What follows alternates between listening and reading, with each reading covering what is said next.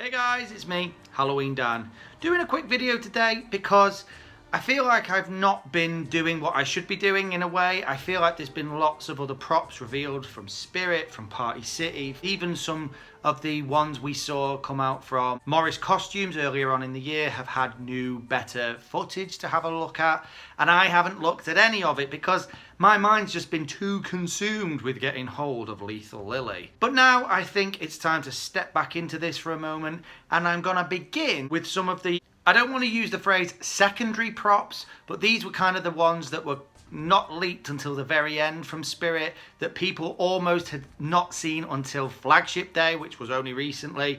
So yeah, that's what we're doing. We're going to talk about these last few Spirit props and give my opinion on them.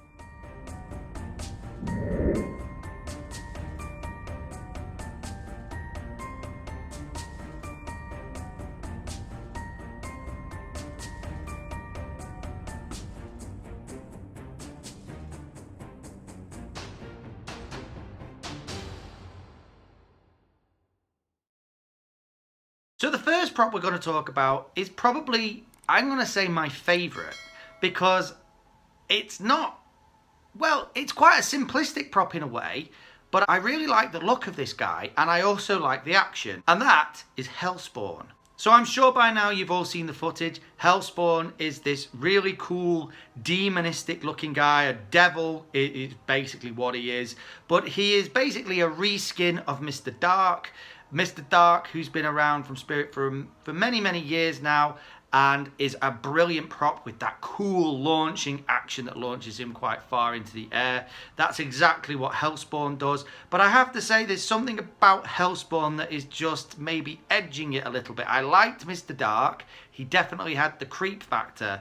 But I think there's something almost classic Halloween about Hellspawn being this devil-looking creature with these glowing eyes and the horns and the red hands and red outfit. He's a real centerpiece thing. If you weren't expecting him to do what he does, I think he really would surprise the hell out of you.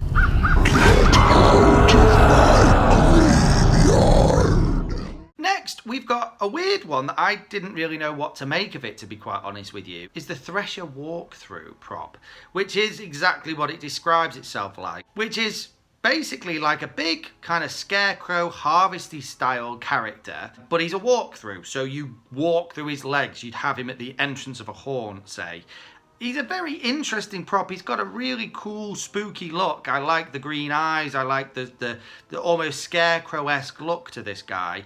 And he's on the creepier end of the scarecrow scale. But I'm not sure about this, to be quite honest with you. I'm not sure whether he would create more of a hindrance in a haunt, having to try and figure out if adults can actually get through that guy's legs, and how stable is he, and all these things go through my mind. Is he stable enough? Would he fall over at some point? You know, how easy is he to knock over if people are actually traveling through his legs? Or is it really just made for kids? I don't know. If you dare, welcome to the land of eternal scare. Then we've got a peculiar prop, but a prop that I kind of think is really cool, and that is the Mars Attacks Martian Warrior. This guy looks just like how the Mars Attacks Martian Warriors are supposed to look. I believe he's based more upon the playing cards from the 1950s rather than the 90s movie made by Tim Burton, but I actually really liked that movie growing up as a kid. I thought it was hilarious and a really fun sort of version of an alien attacks movie. I really like the look of this guy. I think he's the brain in the jar thing, the whole massive brain on this guy, the piercing red eyes. I like the fact as well that apart from the sound of a weird sort of sci-fi music kind of sound and the shooting of the gun, he's not really saying anything. You're not hearing any of those noises that the Mars Attack Martians were always kind of famous for. He is just a relatively static Martian character, just turning his head rather ominously, and I quite like that. I like the way he's lit. I like the colours they've used. He just looks like how he's supposed to look.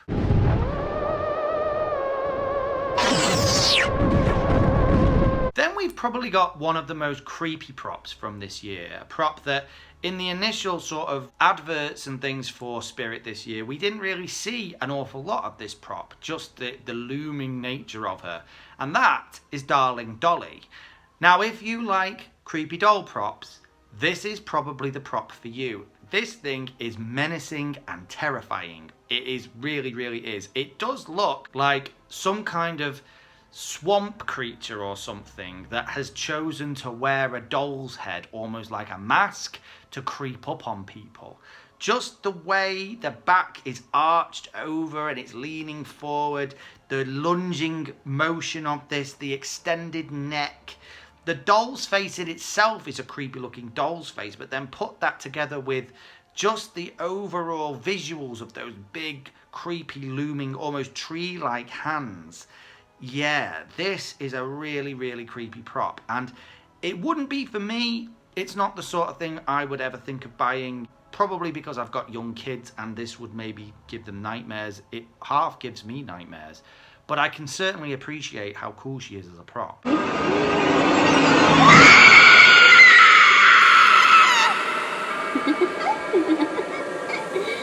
Then we've got a kind of a surprise one, because I think a lot of people were quite surprised by how good this actually was.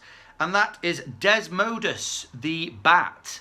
It's, to begin with, you think it's going to be a pretty simple prop. But actually, the feature of it is that it is a jump scare. It suddenly and quite unexpectedly opens its wings, apparently quite rapidly, springing up and opening its wings. And according to people who were at Flagship, it was actually really effective. It was really quite quick. The mechanism made quite a loud noise. It sprung up quite high and then opened its wings, and it really did make a couple of people jump when it initially was seen. I think a lot of people thought its motion was going to be a lot slower than it actually was. But I did actually later see some footage that Desmodus didn't do too well later on and actually broke even in Flagship, because maybe it had been sprung up one too many times. I don't know what you think about that, but as a prop, I really like it. Bats and Halloween go hand in hand. You can't have one without the other as far as I'm concerned. And it really is a really quite quick, fast, fun motion that I think will scare a lot of people. And just as a thing itself, the look of this bat it's a good looking bat. It's a creepy looking bat with piercing red eyes, and the wings are pretty cool on it too. So I give it a big tick personally.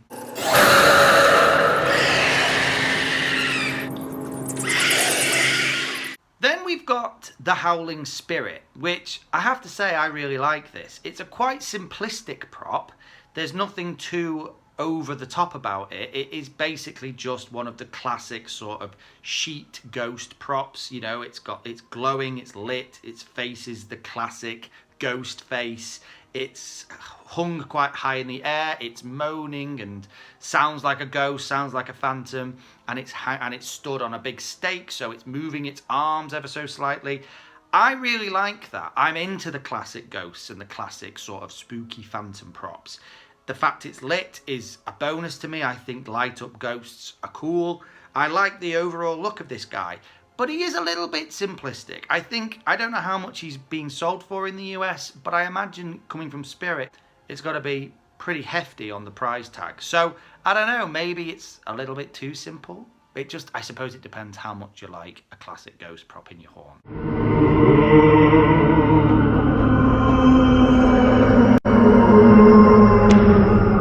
And lastly, I'm just going to talk very briefly about the Cauldroness.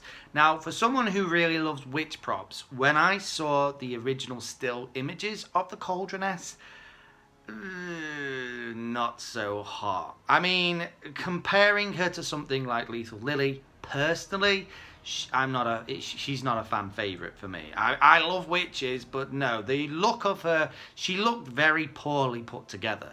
It was my initial thought. Then I saw some footage of what she actually did, and there's not been a huge amount of footage to do with the Cauldroness. The only footage I could find was some footage from a YouTuber called Chilling Props, so full credit to Chilling Props for this. But there is some very, very short footage from a reel, I believe, of her she's holding her potion bottle, and she pours the potion bottle down into her cauldron. The cauldron then forces smoke up into her face, and she sort of lifts her head backwards and cackles.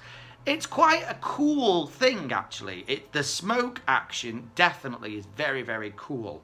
But again, the face on this witch, I mean, she's creepy, that's for certain. She's not a pretty looking witch, and I sometimes like the creepier end of the spectrum.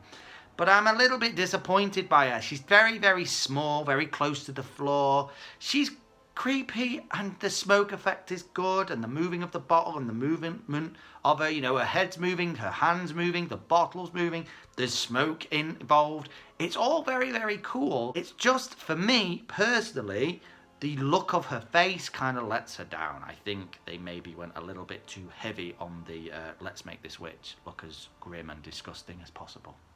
But that's just my opinion.